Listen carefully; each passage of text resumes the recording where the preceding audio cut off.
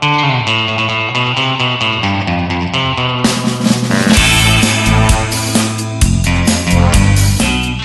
nyt on tää kärkkä sitten pihassa ja sitten menee tonne syömään Scanburgeriin ja olisi kivappia varmaan.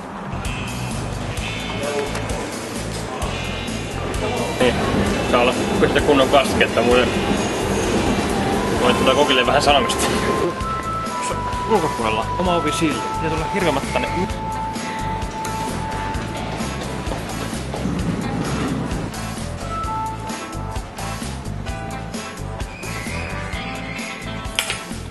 Vähän harmittaa, ei sen suoraan pitää odottaa vuoronumerolla ne kaikki lisäksi.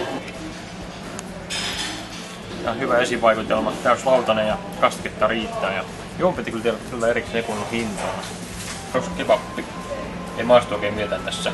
Sen mikä tässä makua tuo nämä kastikkeet. Kebappi maistuu perus Lidlin kebabilta, jossa on suolaa ja kastiketta. Muuten ihan ok.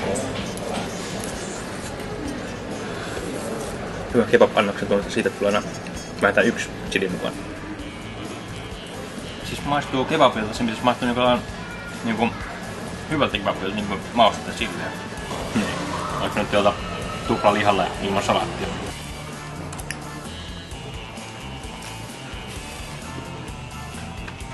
Maku on siinä lihassa enemmän. Oikein mastunut meni. Maksu kyllä aivan liikaa verrattuna hinta-laatusuhteeseen. Loppuperunat, niin ei se oikein maku ollut, että suolalla sitten ketchupilla tarpeeksi kuumina ainakin oli. Kebab-liha ei maistunut oikein miltään. No, paras tossa oli salaatti ja kola. Entiskerrasta tilaan pelkkää salaattia ja kolaa. No, ei enää koskaan. Aina kyllä enää tässä vaiheessa. Kotia syömään.